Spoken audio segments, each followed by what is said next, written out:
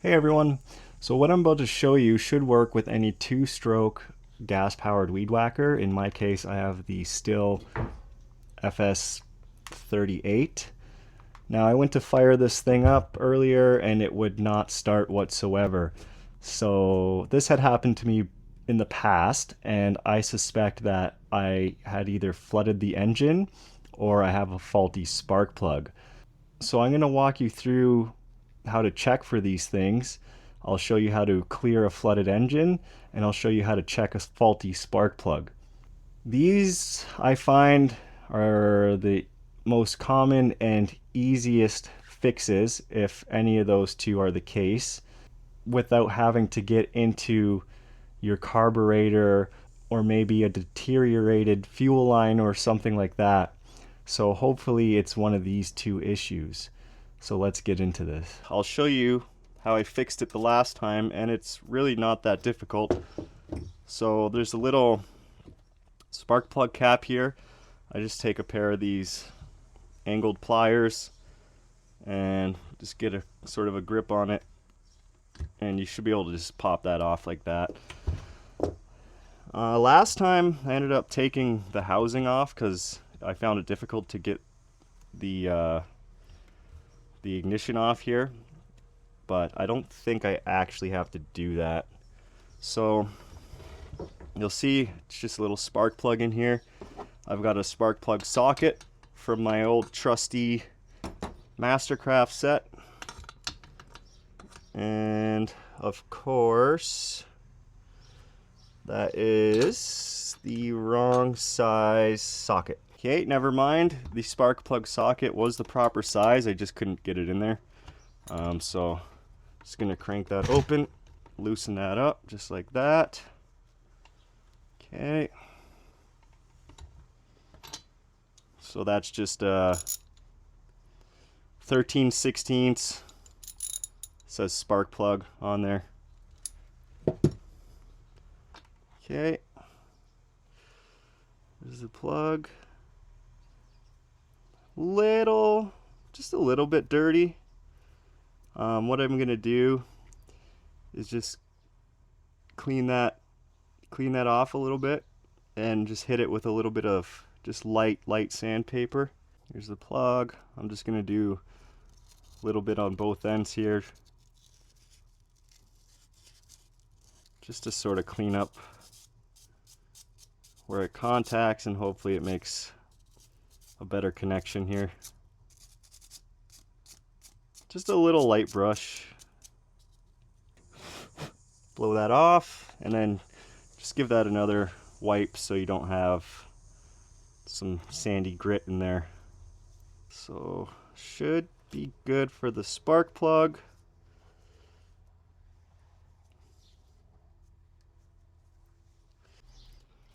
One extra thing while you're cleaning off your spark plug, wipe it down, hit it with just a little sandpaper. You can also hit it with some brake cleaner. I did that. I just didn't get footage of it.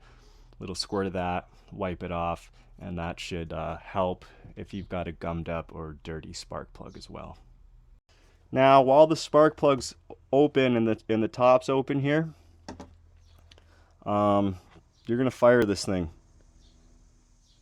And what that's going to do is it's going to clear the excess fuel out of the engine there. Actually, I'm going to release the trigger here so it's off. Just going to allow that fuel to cycle through. Just do it a handful of times. I'm just going to check this. So just got this set to resistance. So I should have somewhere between 5 and 15 here for my resistance. Okay, and I have absolutely no reading here. So that's telling me that this spark plug is shot, which is very sad. Okay, I went to grab some new spark plugs. Obviously, I went to Home Hardware. They didn't have them, so I had to go to Crappy Tire and pick them up. They didn't have the same Bosch one that was already in here, So I just pulled up a chart that Stihl has, and it'll tell you which spark plug is for your unit. In my case, for the FS38, it is the NGK BPM R7A. Okay. And you know what? I just grabbed two of them because they were $3 a piece. So why not? So I'm going to pop the new one in there and see if she fires up. Okay, that's the new plug. I'm just going to do a couple more pulls just in case the flooding was in there still. So hand screw that in first so you don't cross thread it. Okay, that's snug. Grab my trusty Mastercraft ratchet here. And you kind of have to just make sure this wire is not in the way so this actually works. I'm not going to crank this like crazy, but that should be enough, just firm. And with the new spark plug, this might be harder to get on. I think that's in there. I didn't fully hear it engage or click, but I mean, I can't really push down more than that, so. All right. Hopefully that fixed her. Let's check it out. So to properly start this thing, lock the gas on, turn it on. I'm gonna put choke, pump this guy 5 times. 3, 4, 5.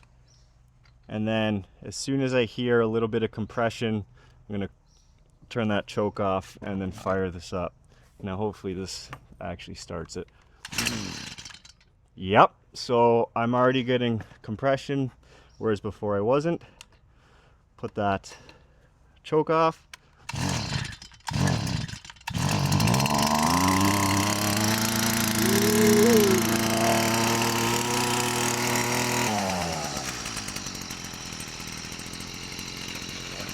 He's purring now.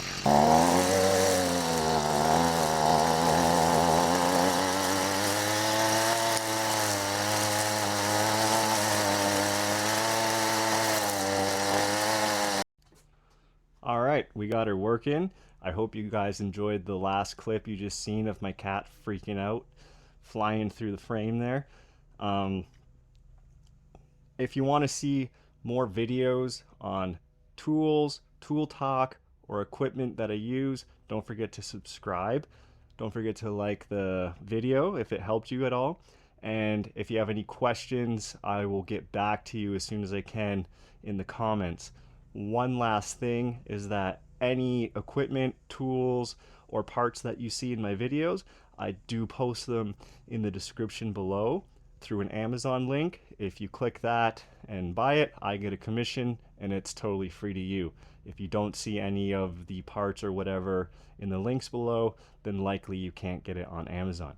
Okay, thank you. I hope that was your issue and I hope we solved your problem. See ya.